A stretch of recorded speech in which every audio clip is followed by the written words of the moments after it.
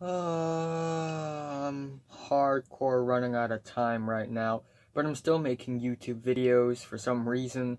What's up? And today I'm gonna do an album review on the third full-length studio album from Montreal indie alt-rock band Arcade Fire. And on their previous two albums, Funeral and Neon Bible, they had dabbled into fusions of gothic indie, Catholic indie, and orchestral indie rock, and they were very sentimental, very emotional, artsy, intense, and often has a bittersweet taste to them. But on this album, they take a rather different path to something a little poppier, but yet less exciting in a way that it's less eccentric and more upbeat and uptight even, but yet more sanitized and clean. But then the production is not anything all that sharp or electronic. It's basically what living in the suburbs exactly sound like if it's an album. And Neon Bible was a bit of a letdown for me, but this album really picked back up the pace. The album starts off with its title track, which is a piano guitar-led indie tune that's extremely catchy and heartfelt and beautifully arranged. It really sounds super suburban with the very idly pianos that are happy and jolly and saloon almost, but at the same time there's a bit of numbness and dullness that comes from the overly peaceful and calm lives of living in the suburbs.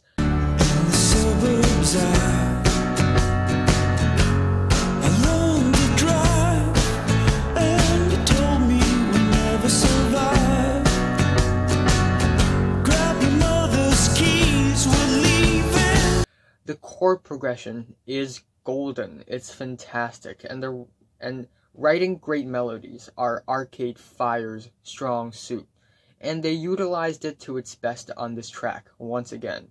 And the lyrics illustrate a very vivid description of having this feeling again when returning home, and I love it. Truly one of my favorite tracks from Arcade Fire. I'm giving The Suburbs a 10 out of 10. Then we have this second track, Ready to Start. Again, the guitar lines feel more upright and sanitized melodically, and this time it's way more blissful, unlike some tracks on Neon Bible. The drums here actually holds the track together. Once again, the constantly running guitars and drums are giving off this very indie, almost post-punk suburban lifestyle vibe. You know, it's hard to describe it. Again, it's extremely energetic, it's catchy, it's colorful, it's lively, and it's yet another indie rock banger that their previous album so desperately needs. I'm giving this track a 9 out of 10. The third track is Modern Man, and it's yet another really well written and sweet and catchy pop-oriented rock song. This time it's slower, but it also has this 9/8 time signature during the verses, and it worked out pretty well, actually.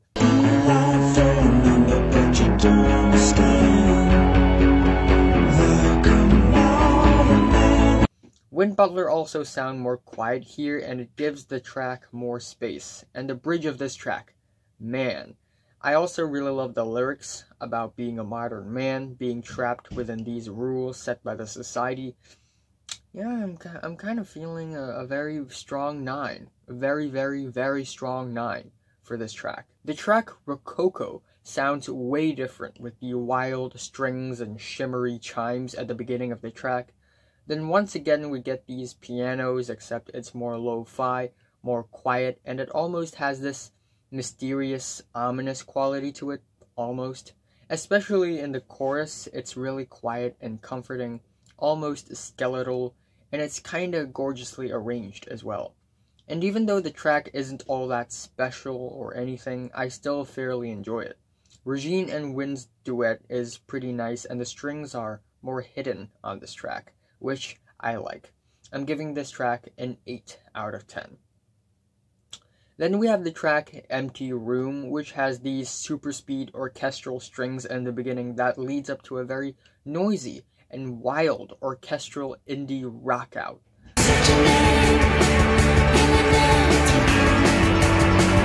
While it sounds vivid and colorful, it's probably a little too much. It's like all the instruments are fighting each other in order to be heard, and that overshadowed a lot of Wynn's vocals. But it's still not that bad of a track. I'm kind of feeling a 6 to a 7 on Empty Room. The next track is City with No Children, and it's actually a very pleasant and festive sounding guitar song. It sounds upbeat, and it has this uncanny 70s disco rock feel to it.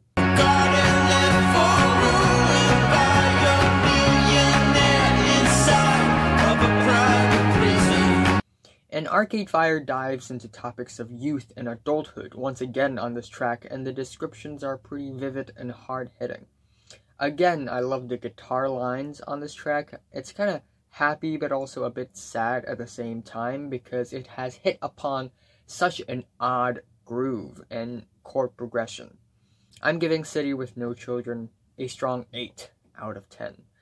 Then the track Half Light 1 fades in with the chugging guitars that are upbeat and carefree and optimistic, and it leads up to Half Light 2, No Celebration, which is an incredibly underrated tune from Arcade Fire.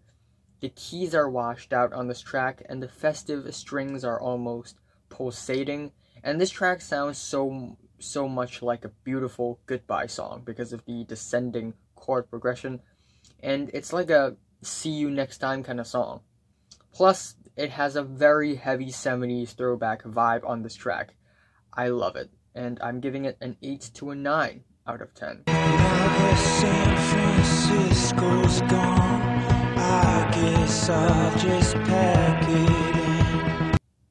Then we have the next track, Suburban War, and it's another highlight of the album. We get these colder and mellower guitars that sound strangely organic and raw, and these very primal percussions, creating a sort of sad and downtrodden but also somehow hopeful track.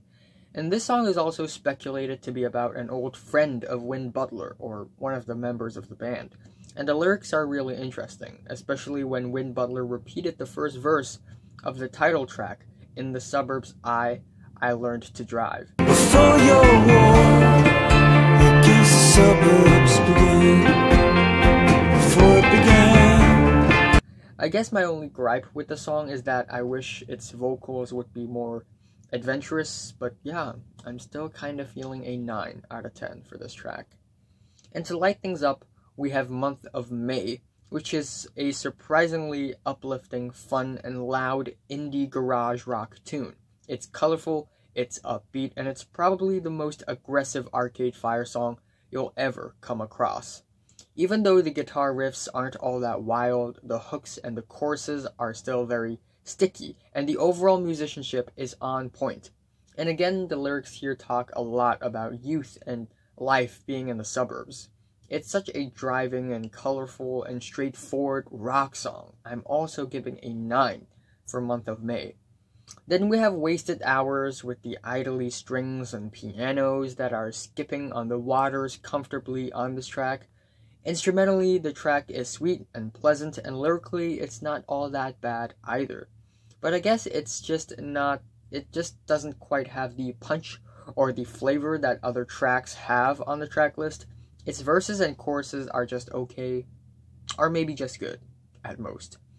Even though I like how well the strings and guitars blend here, and that applies to the rest of the album, I'm still not all that into this track. I'm giving this a 7 out of 10. Then we have Deep Blue, which is similar to the previous track, except it sounds more laser-focused with a more bittersweet tone, like most of the tracks on Neon Bible. The vocals are forlorn, once again, but this time it's way more clear and sturdy. And again, we have these strings and pianos that are idly and comforting, and we can really hear Arcade Fire dip their toes onto the Americana style of music with the jumpy saloon pianos and skippy melancholic-ish guitars. And I also love the lyrics on the track, dealing with a post-apocalyptic world without creativity. It's saddening, and I'm giving this track an 8 out of 10.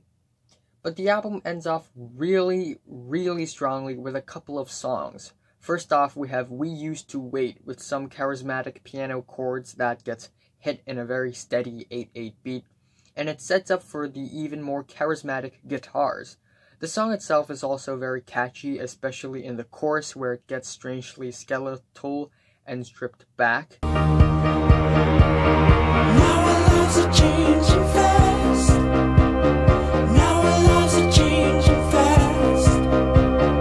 Hope that something pure can last. I also really love the descending guitars embellishments on the track, and overall, it's such a hit song. I'm giving We Used to Wait another 10 out of 10. Then we have Sprawl 1 Flatland, a really dramatically sentimental and stripped back piece of song led by Wayne Butler, and it's very sad and heartfelt. Then it ultimately leads to Sprawl 2 Mountains Beyond Mountains, and it's this crazy and wild explosion of joy out of the blue. Regine sings for the entirety of the track, and she kills it. When the song is poppy and lighthearted, Regine's high-pitched vocals work really, really well, and the song is also attached to a kick-ass music video. I love its springy guitars, bright pianos, and the very playful synths on the track. It's such a fun, uplifting, and energizing ending to the album. Super gratifying as well. It's another 10 out of 10.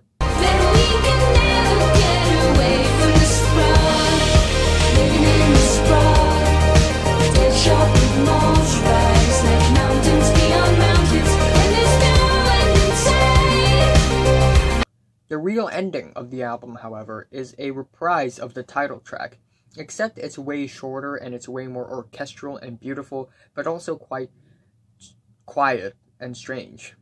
The strings on this thing is really magnificent and fantastic. It's like I'm being taken to a very beautiful wonderland in another world or dimension, with green mountains and rivers reflecting the sun. It's a pretty imagery. It sounds like the Westworld soundtrack as well. Yeah, it does. But since it's just an outro track, I'm not giving a score. Sorry. Overall, I'm really satisfied with what Arcade Fire had put on the table. After their explosively beautiful debut album and their less impressive, pessimistic sophomore, they have really infused their indie sound with a more strong pop sound and make their music 10 times more uplifting and positive. And a majority of the tracks here are catchy, passionate, and energetic. The musicianship is on point, and their musical style doesn't get drab or dry at all. There are a couple of tracks here that I'm not too crazy about because it's a little too messy, but still, with tracks like the Suburbs, Sprawl, We Used to Wait, and Modern Man, Arcade Fire really impressed me. And I also love the concept and the recurring themes of the album about the strangely peaceful life of living in the suburbs, and that's why the production on this album is way more sanitized, shaved, idly, and sedentary. Nothing all that ugly or visceral or raw. And with the slight dash of bitterness, they really gave this album a special taste. The worst is Empty Room, and the best is the title track. I'm giving Arcade Fire's The Suburbs an 8 out of 10. So, have you listened to Arcade Fire's The Suburbs? From 1 to 10, how much did you rate it? Like if you like it, and subscribe if you want more. Seriously, if you want to help this channel to grow, if you want to help this poor, young Asian fellow, feel free to subscribe. It's just a button. It's nothing all that scary, and it would mean a lot to me if somebody would subscribe to me. So, thanks for watching.